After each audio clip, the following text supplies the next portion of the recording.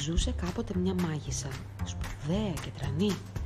Μια γάτα είχε για παρέα που τη λέγανε Φανή. Ψηλό καπέλο φορούσε στο κεφάλι και είχε πλεξούδα κόκκινη ως κάτω από τη μασχάλη.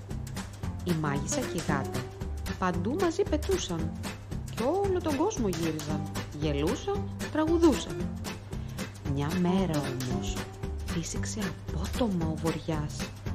Πήρε το καπέλο, το χάσανε με μιας. «Κάτω!»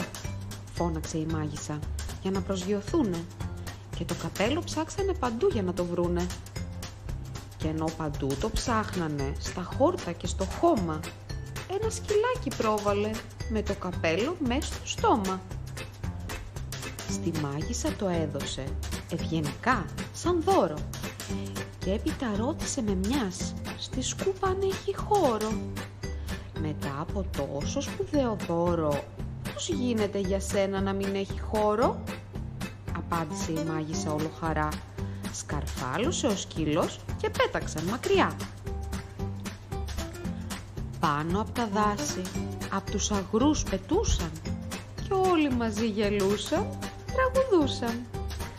Κρατούσε η μάγισσα το καπέλο της γερά, να μην το χάσει πάλι, και ψάχνει στα τυφλά. Φύσηξε όμως απότομα ο βοριάς. Πήρε την κορδέλα, τη χάσανε με μιας. «Κάτω!»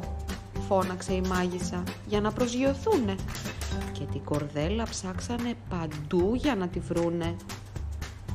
Και όσο δεν τη βρίσκανε, τους έπιανε το άγχος, μέχρι που ένα πουλάκι πέταξε με την κορδέλα μες στο ράμφος.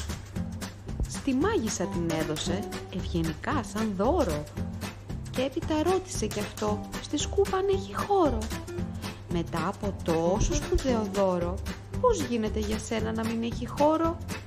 απάντησε η μάγισσα όλο χαρά, και το πουλί φτερούγησε και πέταξαν μακριά. Πάνω από τον ποταμό αργά πετούσαν. Παρόλη τη βροχή, το δρόμο τους τραβούσαν. Κρατούσε η μάγισσα την κοτσίδα της γερά, να μην τη χάσει πάλι, και ψάχνει στα τυφλά. Φύσηξε όμως απότομα ο βοριάς. Πήρε το ραβδί της που χάθηκε με μιας. «Κάτω!»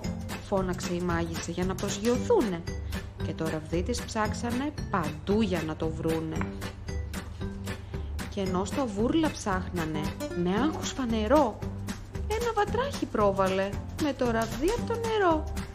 Στη μάγισσα το έδωσε ευγενικά σαν δώρο και έπειτα ρώτησε κι αυτό στη σκούπα αν έχει χώρο.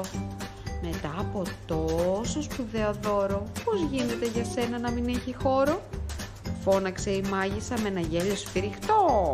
Πήδηξε ο βάτραχος και η σκούπα έσπασε στα δυο.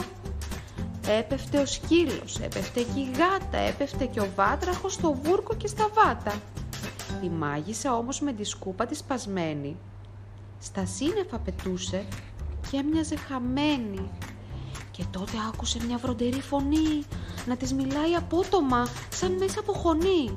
«Ετοιμάσου μάγισσα να γίνεις μεζεδάκι, να σου μασίσω έχω σκοπό κάθε σου κοκαλάκι». «Όχι!» φώναξε η μάγισσα και πέταξε ψηλά. Ο δράκος ακολούθησε με δυνατή φωτιά. «Βοήθεια!» φώναξε η μάγισσα και έπεσε στη γη. Ο δράκος ακολούθησε, τελειώσαν όλα εκεί. Ο δράκος μας τη μάγισσα θα έτρωγε για κολατσιό, μα από το βούρκο πρόβαλε ένα φρικτό θεριό. Ήταν ψηλό, γλιώδες, με τρίχες και φτερά. Είχε πολλά κεφάλια, δόντια και ράμφη κοφτερά. Και είχε φωνή απόκοσμη, σαν λύκου ουρλιαχτό, σαν κόασμα, σαν σκλήρισμα, σαν άγριο σφαχτό.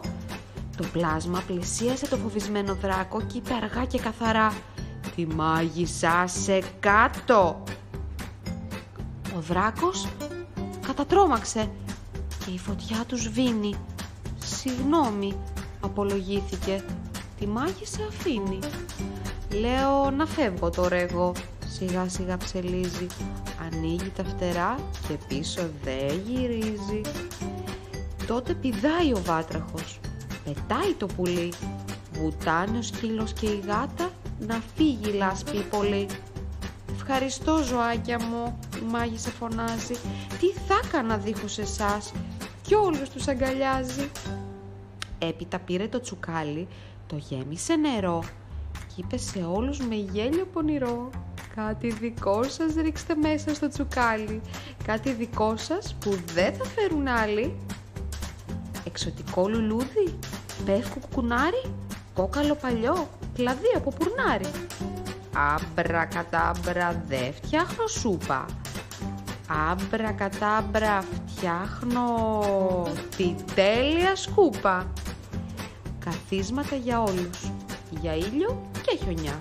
Μπανιέρα για το βάτραχο, για το πουλί φωλιά. Φύγαμε, φώναξε η μάγισσα όλο χαρά. Σκαρφάλωσαν επάνω, πετάξανε ψηλά.